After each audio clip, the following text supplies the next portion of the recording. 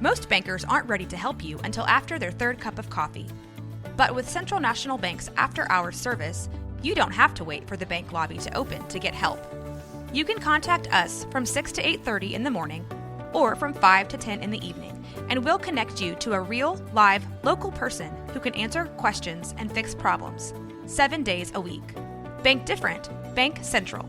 Central National Bank. Member FDIC. This episode is brought to you by Shopify. That's the sound of another sale on Shopify. The moment a business dream becomes reality. Shopify is the commerce platform revolutionizing millions of businesses worldwide. They simplify selling online and in person and provide 24/7 support so you can focus on successfully growing your business. Sign up for a $1 per month trial period at shopify.com/offer22, all lowercase.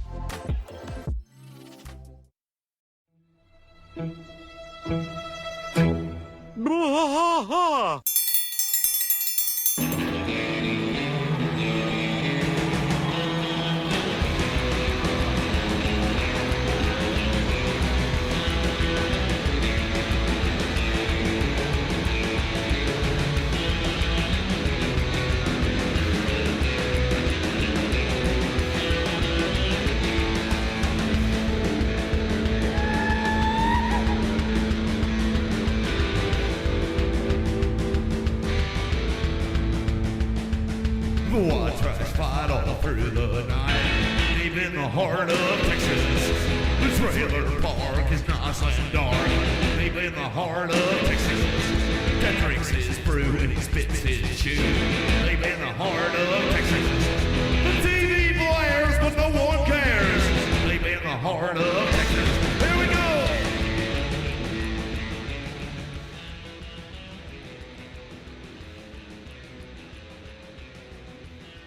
Welcome to a special episode of Blah, KOTH.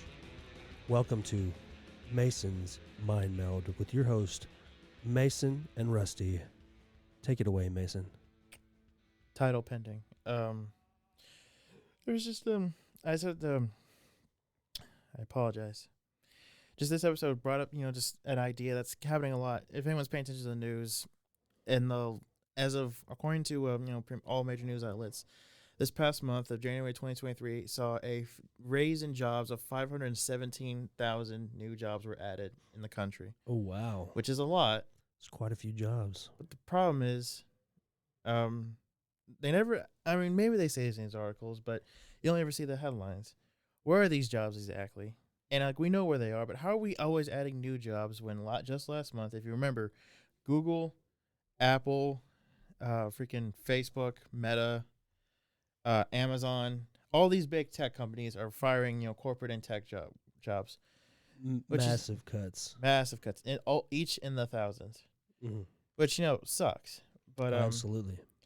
But how are we also adding jobs? I'm just an idiot. I'm asking someone to genuinely explain this to me. Well, I imagine that a lot of the added jobs are going to be the new Taco Bell down the street from where you're at, or the new Starbucks in your neighborhood, or it's all for instance, in the area that I live in now, it's an area that has been quote unquote known as a less than mentionable place to live at, but we're getting a Chick-fil-A. Out in Belmead, we're getting a Chick-fil-A now. So why? Yeah, even you say why. So that's what I'm saying. They got rid of the so damn that's where the Whataburger. jobs come from. No, they have a new Whataburger. They have a brand new one. They did rebuild it. Yeah. So it's all about the jobs that are being created. What jobs are being created? Yeah, and that's not necessarily a bad thing. There's nothing wrong with working in food or retail. Or anything No, like that. especially Chick-fil-A. Chick-fil-A actually pays fairer wages, not what would be like the potential minimum wage of what would be a livable income for one person to be able to live on and actually own a home and a car and things like that, and like a normal paycheck to paycheck. like in the 50s, in the heyday of the middle class, when the middle class, you could go to work for a normal job and still have all these normal experiences, and that's why in that time frame in the 50s you had all these the highway systems being built, and people supporting it, and people using these highway systems and stuff to get to places so they could go and see the United States in a way that there was a higher separation between, poor and rich before this creation of the middle class after World War II in a big way with which we call consumerism is pretty much what kicked that off, and a revitalization of the economy through the massive consumerism. So, but now massive consumerism has driven us into a weird place in the world where we're discussing things like this. It's just unfortunate. Sorry, that's really all I had about that topic. It's just kind of baffling to me. And Yeah. So how do we relate this to Khan? And in the last episode that we discussed, Khan losing his job. Yeah, it's just like, what are you supposed when you go from a corporate job like that? Yeah. How do you? I mean, and plus, How do you navigate it? How do you Yeah. navigate? How do you Like on Fun navigate with that? Dick and Jane, he loses his big corporate, high-paying job, and he's struggling because he wants to find something that's in his former field that paid just as good. And it's harder to do those kinds of things, and Especially when in COVID made so many quote unquote, these are their words, not mine, redundancies. yeah. Well, why are you considering this a redundancy? Why did you make the job in the first place when you knew fully well you were going to axe them at some Axe point? them. Well, that's because When you stop making as much profits because of COVID. because it's profits. That's all about. It's just money. Annoying. It's all about money. That's all it You is. gotta It's love, the but you also almighty gotta hate dollar at the end of the day. capitalism. Yeah, it's all about the almighty dollar at the end of the day. Yeah. On a lighter note, this isn't gonna go too long. But I just figured one important thing we could talk about was speaking of jobs. I don't have a good transition here. Do you remember your first job, Rusty? Oh, my first job. That's a perfect transition. My first job, my first actual legal tax-paying job would be Bath and Body Works. Believe it or not, is the very first Bath and Body Works? official job. I've had a ton of jobs, and I've done a ton of labor kind of stuff, manual labor stuff, as far as building, fixing, construction, those kind of things. I worked for a surfacing company one time. We did countertops all over Texas when I was like 18. I did a plumbing apprenticeship when I was like 18, 19, around that time frame, same time frame. But my first actual, like, hey, here's my social security card, here's my ID, job that I was paying taxes coming up out of my check, because the other jobs were under the table labor, manual labor stuff.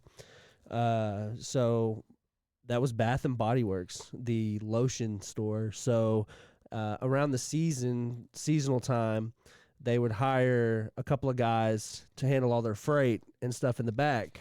Oh yeah, I did a freight job a couple of years back. And that's pretty much what the job was, it entailed freight. Well, it ended up just being freight, but then they were like, well, you're cordial and you're sociable with customers, and people started asking me questions about, hey, you're a guy, do you like this scent? Do you think this would smell good? Like, you think that my husband would like this scent on me, or do you think that would be an attractive smell for a date or whatever? So I started getting all those kinds of questions and stuff. But I guess after that, fast food stuff here and there. But then my first, like, big boy real job that I would consider as like a, like, hey, this is doing an honest day's work for an honest day's wage. Full-time, 40 hours a week. Yeah. Well, I had full-time 40 hours a week in all the fast food jobs. I made good money in fast food. I'm not going to lie. I made better money than most because I worked with high school kids, and I was in my 20s when I was doing fast food. So when they were cutting people and sending people home, I never got sent home because I was the only guy that could be there till 5 a.m. to close the store. Nice. So I'm there till 5 a.m. every night while all the teenagers go home at 10 o'clock kind of thing, which I didn't care because I got all the hours. I would get 60, 70, 80 hours. You know what I mean? I'd get tons of hours. Yeah, and I'm guessing your son wasn't around at the time, so you could just no, he was. He was around then. I had my son when I was 20, so he was around at the time. Yeah. But so my first big boy job was manufacturing Snickers. I used to wrap them. I used to run machines that wrap the candy and put the candy in the cartons and stuff like that. For real? Yeah, and then I moved up from there, and I actually used to run the equipment that cooked the Snickers. So Nice. I know the entire process of a Snicker from its raw material all the way to the finished, wrapped, cartoned, cased on the back of the truck, ready to drive out the building. So can process. you verify that Snickers does in fact satisfy? I cannot confirm or deny based on an NDA. My first job was my first official job. Actually, I think my first job period. So around 15, 16, I'm getting that age where, I'm still asking my parents for money to buy stuff, but I'm getting to the point where they're kind of sick of doing that. Because things are getting more expensive now. Like the older you get, the more expensive your wants and needs and desires get. Yeah, for sure. And I was physically able. There's no reason There's I no excuse. can't go get a job. And we weren't poor, but we weren't like mega rich. We were and doing it's a good lesson though. It's a good like it's terrible that we live in a society where it's a good lesson for a teenager to go out and get a job, like, and have to go work to get stuff. I think it's a not a good thing that we like force adulthood on teenagers, even though that the concept of children as we see them didn't like come about to the Victorian era. Before, kids were just a number of people in your home that could go out and earn money. Go in the mines and go in the factories. Go in the mines and the factories and stuff too. But before that was during the Victorian era that the childhood became the childhood kind of thing. But so what was your? They made me I kept telling them I'm applying at places. I was applying places I thought I would like, mainly Barnes and Noble or in Target, but they never wanted me. Still don't want me, mind you, which really it sucks. Yeah. And so one day they got fed up. It's like, no, get in the car. We're going to drive to all these places, and you're going to ask for the resume. They really made me do this. They made me. One was a yogurt place. Another was like a Italian restaurant. Yeah. Just a bunch of places until finally we landed on this place called Russo's New York Pizzeria. Okay. It's a chain. I think it's still a chain in Houston. Okay. Yeah. There was one. I don't remember the damn street name, but it was they were hiring for a dishwashing thing. I just walked in. It's like, hey, are you guys hiring for anybody? Any positions? Do you have an application I can fill out? Just go and ask for applications. Yeah. And they said, we don't really have one. And this is what I kind of should have, looking hindsight, I would never do this again. But they said, we don't have an application, but if you want to just write your name and phone number for a dishwasher thing, we'll call you if we want you. Did they call you? Yeah, they called me like 2-3 days later. Oh, that's awesome. Yeah, there which you go. really sucked because I was just enjoying myself that night. I was just like, I'm just playing video games. And they're like, oh, you can come now. Yeah, it's like, hey, you want to come over now? And I was like, hold on. And then what I should have done, I should have not told my parents. Yeah, you should say, oh no, we'll do it tomorrow. Yeah, I'll come tomorrow. I told them they never called me, but I told them they called me, and they're like, well, you're going. It's like, oh dang, fuck, okay. And it wasn't bad. I just the dishwashers every couple of nights. One thing I regret is this is one of my first time being called in. It was like on a Wednesday.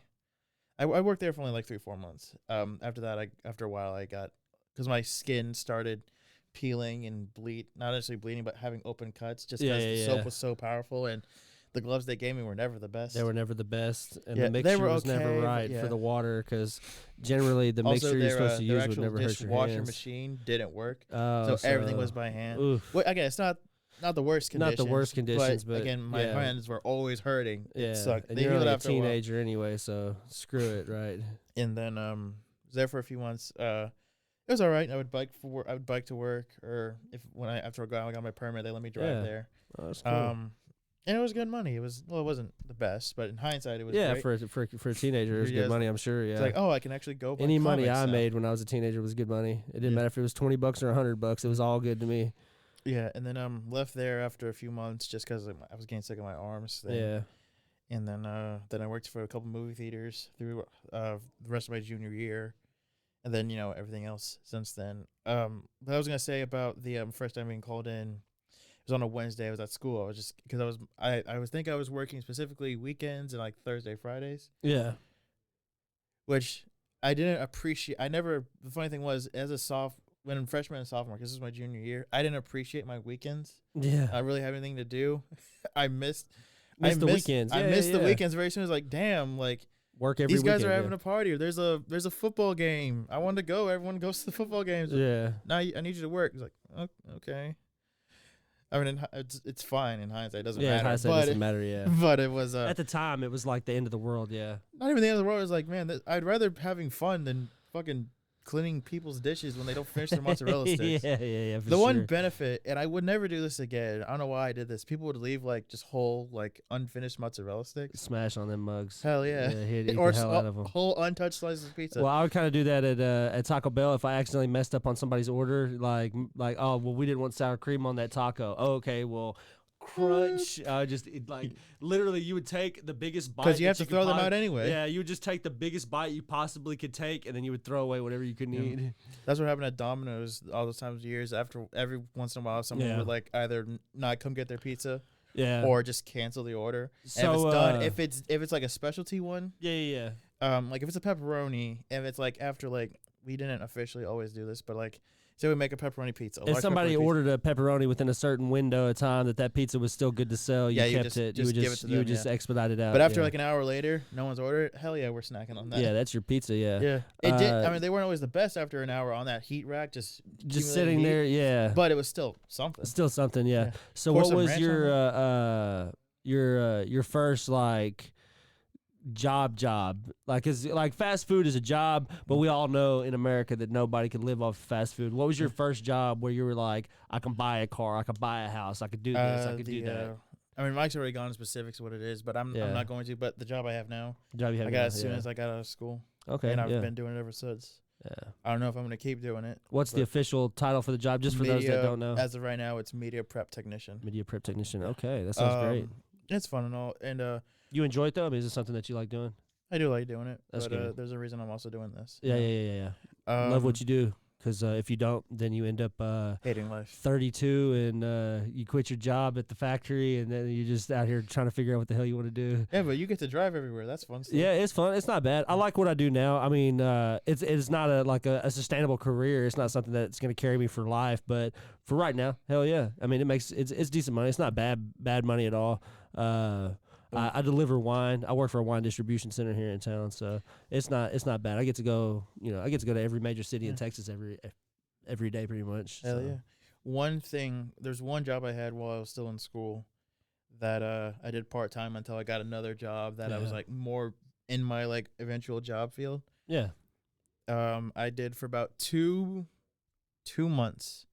I was an overnight clerk for the school hotel. Oh, So I went to school cool. at Sam Houston State. Yeah. Eating up cats and Eat 'em up They- cats. they had a hotel. Shout out to I have some friends I went to high school with that hold records at Sam Houston State. hell yeah. They hold records in their position. There's a cornerback, Daxton Swanson. Shout out to him. He holds records at Sam Houston for his position. Yeah, no, Nice. Shout out to shout out to Shelby and Diamond because Oh, I there worked you with go. them and we also went There to you go. Sam. But I worked they have a hotel there that's like part of one of the main buildings, and yeah. I worked there overnights for a few months. It was like just something to do during winter break, so I could still make money because I was still paying rent. I was staying at a house with some friends that were paying. We still had to pay rent, even it's not like a dorm where you Yeah, go. yeah, you know, yeah. you still got like. It's a rent payment. Yeah, Yeah. yeah. So I worked there overnights. It was like midnight to I think it was like 10 to 7 a.m. Something. Oh, Something like wow. that. Yeah, one of those. It real wasn't weird awful, shifts. but it was nice. The only weird part was I don't know why I got scared sometimes walking there at night. Yeah, You know, yeah, I yeah, walked yeah. every day. It's just there was one corner from my house where it's just like Well, dark. Sam Houston's in Huntsville, right? Yeah, it's Huntsville. And it's a well, nice, it's there's a a decent. big prison there, so I would be. Yeah, There's a honestly, I lot was of people never- breaking out of jail over there. Yeah, but I mean, I hate saying this. I don't think I'd ever be anywhere in anyone's target demographic if they got out of prison. Yeah. But I might take that out. But the fun part was, they had a TV in the lobby, and all I really had to do was just check people out when they left, when they wanted to be checked out, yeah. and set up reserve rooms when they called. Other than that, I think bring out a lunch tray. I think, and also just like do rounds, just make sure everything was like locked and stuff. Yeah. For the most part, I was just sitting there just in case something happened. Yeah, that's pretty cool. And when I was there, nothing happened, thankfully. So most of the time, I was just watching. I was either reading manga on the computer because I had the computer, yeah. or Just watching TV. on if it was a Saturday night, I would just switch it over to Cartoon Network and I just watch Toonami. Yeah, yeah, that's awesome. it was solid. That's for a good month job. and a half. Yeah, that's a good job. All right, well, I think that's all we've got. You want to do Mike's little announcement about Hotel Arlen for him? Yeah, if you could, please follow the Hotel Arlen Twitter page. They are at 87 followers. Let's get them higher. Please follow Hotel Arlen at Twitter. That's at Hotel Arlen. No And spaces. we'll monitor that as time goes on. This has been a special episode of Bois, KOTH, with Mason and Rusty. Thank you for listening, and good night.